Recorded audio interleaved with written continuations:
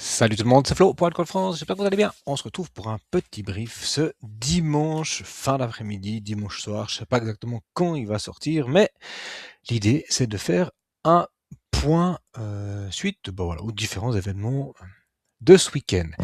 Bon, alors, euh, dans les flash news de ces dernières heures, eh bien c'est clair, on n'arrête pas, on voit que d'un côté il y a Netanyahou qui fait à chaque fois de la surenchère, Trump aussi, l'Iran aussi, ben voilà, ils sont en train de jouer à celui qui pisse le plus loin et qui lance des missiles le plus fort. Tout ça, bien sûr, va avoir, vous vous en doutez bien, un impact sur le marché lundi matin à l'ouverture aux US. Alors sans doute déjà durant la nuit à l'ouverture asiatique, ça c'est bien possible, mais c'est sans doute à l'ouverture américaine qu'on aura le plus gros impact. Pour revenir un peu sur ce qui s'est passé toute cette semaine, parce que c'était une semaine un peu, comment dire, à rebondissement. On a commencé la semaine assez mal avec plein d'incertitudes, avec Blue Hole, cette espèce de pseudo-bulle autour de la dette privée qui pourrait ne plus financer l'IA, exploser et du coup mettre finalement remettre en question tous les investissements autour de l'intelligence artificielle parce que est-ce que ça banque tout de suite ou est-ce que ça banque pas, on n'en sait rien. Finalement on a oublié tout ça mercredi parce que mercredi c'était quoi, c'était les chiffres de Nvidia qui était excellent. Donc à ce moment-là, tout le monde s'est dit youpla boum, finalement l'IA c'est pas fini. En même temps, on avait Meta qui promettait, qui signe un contrat avec AMD pour de l'infrastructure, pour des puces à hauteur de 100 milliards. Donc finalement, on a vite oublié la petite crise de financement du lundi. Euh, pour passer à quelque chose de complètement différent avec toutes ces annonces qui ont été faites, et en même temps, ni AMD, ni Meta, ni Nvidia ont vraiment profité de cette annonce-là. D'ailleurs, sur la semaine, Nvidia a fini ce faire avec environ 10% de moins. Donc, c'est pas incroyable. Et avec tout ça, en plus, il fallait jongler avec les annonces de Trump, de la Fed, pas de la Fed, mais plutôt de l'administration Trump, avec tout ce qui a trait en fait aux taxes. Donc on avait les administrations des douanes qui disaient oui, alors à partir de mardi minuit, on arrête de taxer ce qui avait déjà été prévu dans l'IEPA, et puis finalement on va appliquer les nouvelles taxes que Trump a souhaité mettre, soit 10%. Ah non, finalement 15%. Non, mais peut-être quand même 10. Parce que jusqu'à preuve du contraire, l'administration douanière va appliquer 10 mais pas 15 parce que le décret n'a pas été fait. Enfin bref, c'était le bordel. Et puis pour couronner le tout, on arrive au week-end et qu'est-ce qu'on apprend? Eh bien que Israël et les États-Unis ont attaqué l'Iran. Bon, et ben voilà, et comme si ça suffisait pas. Alors, à quoi s'attendre? Le principal souci avec tout ce bordel, c'est le prix du baril.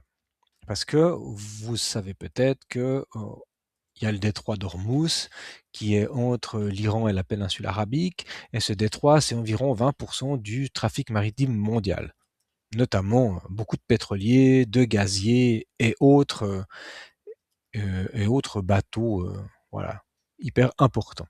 Donc, euh, comme souvent, quand il y a une annonce de conflit avec la possibilité éventuelle que il y ait une restriction, une pénurie, un impact sur les ressources énergétiques, en règle générale, à l'annonce, le marché a plutôt tendance à voir un peu rouge. Donc, si on va du côté du S&P, eh bien, on pourrait s'attendre à revisiter certaines zones. Pour le moment, on est sur une espèce de rebond. Vous voyez, on a fait ce rebond-là, mais on n'a pas réussi à prendre le sommet du 10 février. Du coup, on est un peu plus faiblard. On pourrait structurer un M pour venir faire une mèche, en tout cas en dessous du premier arrêt, voire même gentiment aller gratter les 6700 points. Si le marché panique, ce qui n'est pas forcément le cas. Peut-être que le marché va juste se contenter, entre guillemets, de retracer ce qu'il a à retracer, et du coup, on pourrait revenir plutôt entre les 6008 et 6780 points. Donc voilà, venir corriger légèrement sans forcément venir se cracher très très bas. Possibilité. En tout cas, en règle générale, à l'annonce d'un conflit, le marché corrige. C'est comme ça. Pourquoi il corrigerait? Parce que tout d'un coup, il y a la possibilité de retrouver un baril de pétrole à 100 $. Si le baril du pétrole monte à 100 $, qu'est-ce que ça a comme implication sur l'économie américaine, sur l'inflation possible, sur le débat actuel, ben, moins de taux d'intérêt, plus de taux d'intérêt, maintenir les taux d'intérêt, euh, toutes ces choses-là en fait. Donc, c'est un peu comment dire, le thermomètre qui permet voilà, de mesurer, en tout cas d'influencer fortement la consommation. C'est un peu le prix. euh, certains analystes, ils parlent toujours, en fait, on mesure le travail, les investissements, en fait, en valeur d'énergie, hein, parce que finalement, le travail, c'est de la conversion d'énergie. Et si on prend la consommation de pétrole, c'est en grande partie cette énergie que l'on convertit en choses ou en services. Et du coup, si le pétrole est cher, en fait, tout ce que l'on produit est cher. Donc, ça impacte forcément l'inflation au bout de la chaîne, en fait. Donc voilà, ça c'est un peu le grand risque.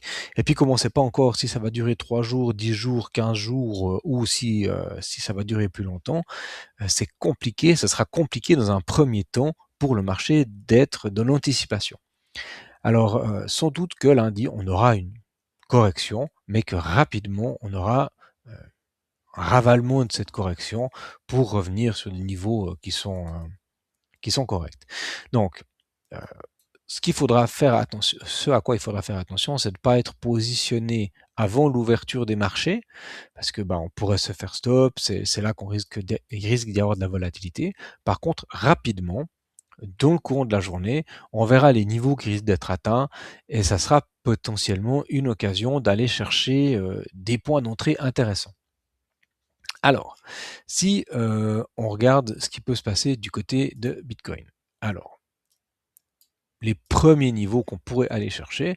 Donc ici, je suis en 4 heures, on est toujours sur cette espèce de falling descendant, mais on a des niveaux qui pourraient être retestés très rapidement. Donc si on prend cette zone-là, vous voyez qu'on est déjà sous premier arrêt. Donc, oups là, j'ai bougé. Hop. Le prochain niveau à venir visiter, ce sera les 65 387 à 64 127. Donc ça, si le marché devait corriger un bout, à tous les coups, on ira là-dedans. Il y a de fortes chances même qu'on aille un peu plus bas et puis qu'on vienne travailler ces mèches. Voilà, marché corrige, Bitcoin va suivre et finalement ça nous offrira des opportunités de prendre des longs pour rejouer un long plus haut. Par contre, si le marché devait vraiment être en mode panique, alors il y a bien des chances qu'on vienne chercher les sommets, enfin le bottom ici des 62 534 et qu'on se dirige beaucoup plus rapidement vers les 57 000. Ça pourrait être un prétexte. Et vous savez que des fois, il n'en faut pas beaucoup pour créer un prétexte, pour créer un dip. Et ça pourrait être l'occasion de dire ah, panique. Du coup, S&P corrige, on liquide Bitcoin, on part sur du gold. D'ailleurs, or et argent, il y a bien des chances que ça s'envole. Hein. Bon, déjà, vendredi, c'était en hausse, donc on est en train de faire ici un joli rebond. C'est bien possible que demain, on ait une mèche qui parte autour des 5400, voire même des 5500,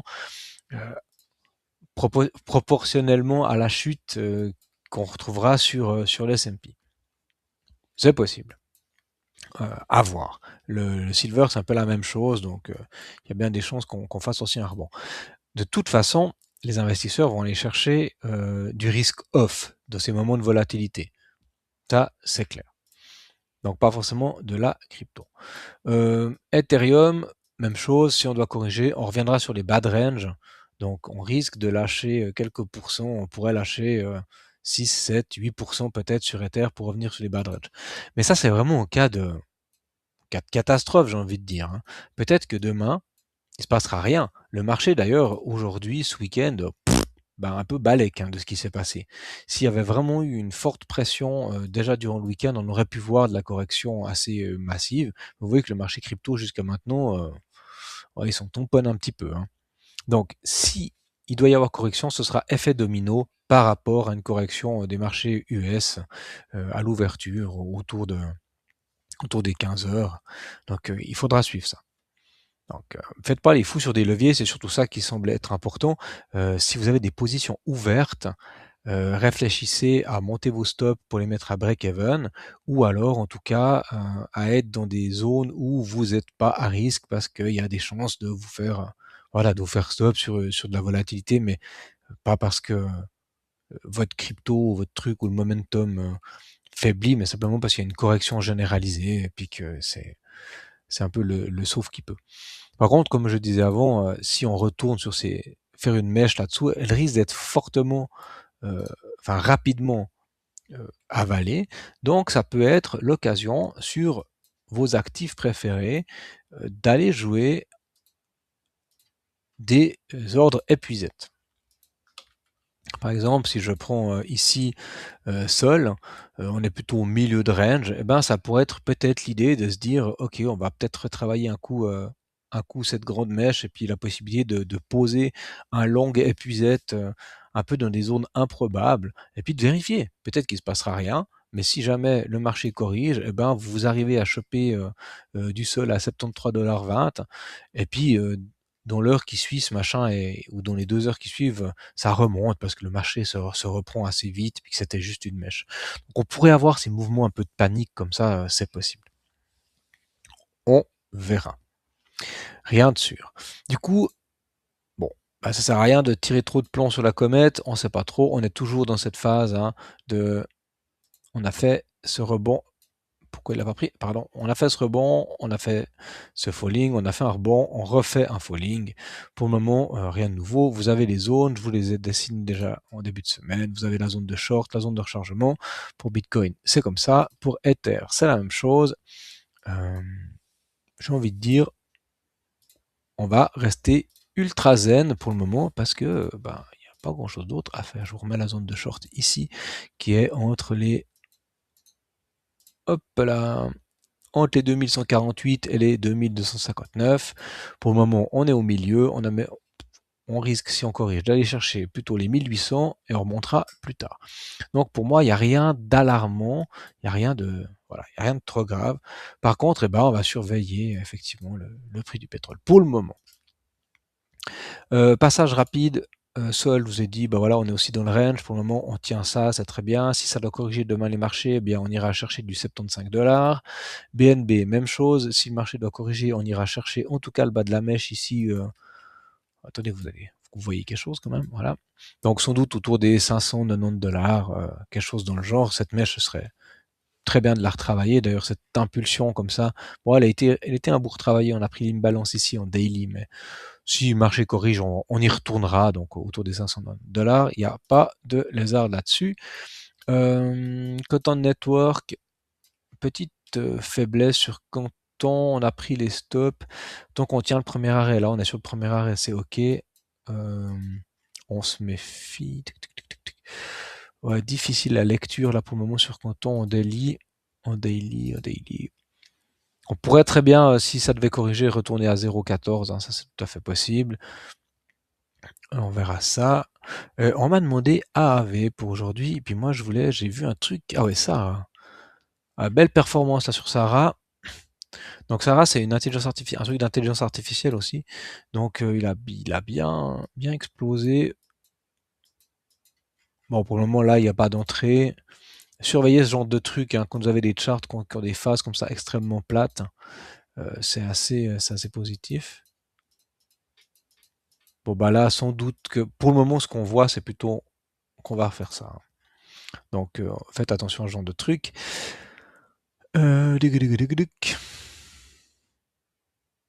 Est-ce qu'il y a quelque chose de sympa? River. Oh bah River ça affaiblit, on s'est fait vraiment plaisir sur River. Vous pouvez voir ici dans les performances des membres, ça a fait du plaisir sur River. J'ai vu d'autres personnes qui se sont fait vraiment très plaisir. Donc extra bien joué à vous. On a identifié des setups qui étaient je vais voir Tao volontiers. Hop, je le note pour tout à l'heure. Voilà. On a identifié le setup à plus ou moins là en bas avec cette première impulsion, et puis rapidement on s'est retrouvé ici. Je dis bon voilà, c'est bon, on a fait tous nos TP, on peut sortir, mais finalement ils nous ont encore fait une hausse incroyable. Donc ben voilà, on a des membres qui sont encore dedans et puis qui vont pouvoir jouer éventuellement un rebond, mais en tout cas qui ont des stops remontés parce que ben on est largement en positif sur ce truc. Pour ceux qui sont rentrés au début, vous êtes déjà à 60%, donc c'est extra bien joué. Maintenant, on rentre plus là, hein, c'est trop tard. On va attendre une correction autour des 11,25 ou des 9,66 avant de pouvoir identifier vraiment un retour intéressant, enfin une entrée intéressante, ou alors vraiment rentrer sur du 30 minutes ou 1 heure. Mais là, c'est du trading, braves gens, c'est plus la même chose. Du coup, vite un petit coup de AAV et de Tao parce qu'on me le demande. Je vois. Tao. Tao, il avait fait ce bon rebond, hein, c'était sympa, mais là, vous voyez qu'on est plutôt en train de restructurer quelque chose qui a l'air d'être un peu baissier comme ça. Je vais effacer mes dessins tout moches, histoire que vous voyez mieux. Il faut voir si ce niveau-là des 164$ peut tenir. Selon Fibo, qu'est-ce que c'est? Ouah, c'est un peu trop volatile, on va le prendre là. On est juste... Vous voyez la complexité des mèches. Disons que si je prends la mèche parce qu'on va la trader, parce que voilà, elle est là, du coup, on est venu taper dans la zone de rechargement, hein. Donc on n'arrive pas à reprendre le premier arrêt. Donc pour moi, on doit revenir travailler encore cette zone de rechargement. Je pense même qu'on a un point d'entrée qui pourrait être intéressant là, autour des 159$ sur Tao. Donc on patiente. Et si on doit trouver une structure pertinente pour faire de la continuation sur Tao, eh bien, ma foi, ce sera à la prise des sommets qui sont plus hauts, hein, à ces niveaux-là, autour des 203$. Puis là, on aura structuré un grand W comme ça. Mais on n'y est pas encore.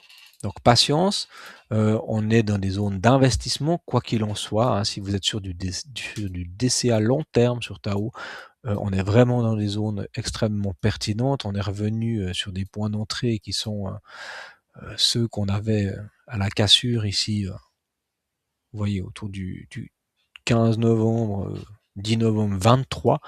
Donc on a vraiment tout corrigé l'impulsion. Donc ça, c'est un magnifique falling wedge, hein. Ces structures-là, c'est extrêmement joli et ça appelle ça. Si on est patient, on a des entrées, hein, dans ces niveaux qui sont extrêmement pertinentes pour aller jouer des rebonds beaucoup plus hauts, pour autant que l'IA reste un narratif ou redevienne un narratif intéressant. Mais ce qui a l'air d'être le cas pour le moment. Simplement, on a besoin de digérer cette impulsion extrême et puis on a besoin de faire peur aux gens. Donc on compresse et puis voilà. Mais on est sur des niveaux d'investissement extrêmement pertinents. AAV, IA, Dépine. Le maître incontesté de l'emprunt, du prêt en DeFi. Donc, même chose, on est sur des zones d'investissement plus que plus. Attention, on a eu quoi? On a eu cette impulsion, maintenant on la digère. C'est plutôt bien ce qu'on voit en 3 jours ici. Ce qui serait pertinent maintenant, c'est de venir break ce niveau-là. En 3 jours, là, on aurait quelque chose de très joli. Si on vient break les 131$, on aurait vraiment un beau W, une belle structure qui se serait construite. Bien sûr, on peut identifier des structures plus courtes, hein, donc il faut regarder en daily. Mais vous voyez qu'en daily, pour le moment, on refait des structures baissières. Donc tant que ces structures baissières, elles ne sont pas terminées, tant qu'on n'a pas une inversion de polarité ici, eh bien, on va continuer à corriger. Et cette correction, elle devra sans doute passer par cette zone des 107$ à 100,58$, qui est la zone de rechargement. Peut-être qu'on va venir même travailler un peu la mèche. Donc, pour moi, ça ne m'étonnerait pas qu'on continue de baisser encore un petit peu. Et puis alors, si bien sûr le marché, si le marché doit corriger suite à l'annonce de la guerre et puis tout ça, eh bien, on ira vraiment chercher les bas de mèche, donc 95, 96$, ça me paraît tout à fait possible. Mais une fois de plus, hein, on verra. Moi, je suis pas très inquiet de l'annonce de lundi. Réaction, il y aura, mais je suis pas sûr que ce soit énorme. Voilà, je vais vite repasser sur le canal, voir s'il y a quelque chose de nouveau. Tao AV, on est bon. En tout cas, si, comme les membres, vous souhaitez vraiment apprendre tous ces setups, à identifier ces setups de trading, à être peut-être plus serein dans vos prises de décision, n'hésitez pas à nous rejoindre. Déjà, l'application est gratuite, donc vous pouvez venir discuter avec nous. Vous avez toute la partie ici, des news de marché, des updates qui sont à votre disposition. Et ensuite, vous avez la possibilité de nous rejoindre dans la partie Elite Investor pour bénéficier encore de plein d'autres informations, dont une nouvelle formation qui vient d'être préparée. On vous a fait ici 14 modules de formation, donc n'hésitez pas à nous rejoindre. Et si vous voulez aller encore plus loin, vous avez la possibilité de venir de, de disposer en fait d'un accompagnement personnalisé via Discord. Comme ça, vous avez toute l'équipe à votre dispo. Tout ça, ça se passe via un appel stratégique avec nous. Donc voilà, n'hésitez pas à prendre cet appel, ça vous engage à rien, on discute, vous voyez, vous posez vos questions, et puis une fois que vous êtes renseigné, vous pouvez faire un choix avisé. Extra. Du coup, moi je vous souhaite une bonne fin de week-end. On se retrouve sans doute demain soir pour un point de marché. On verra comment ça a évolué tout ça. Et puis sinon, on se revoit un de ces jours durant la semaine. Allez, à bientôt. Ciao.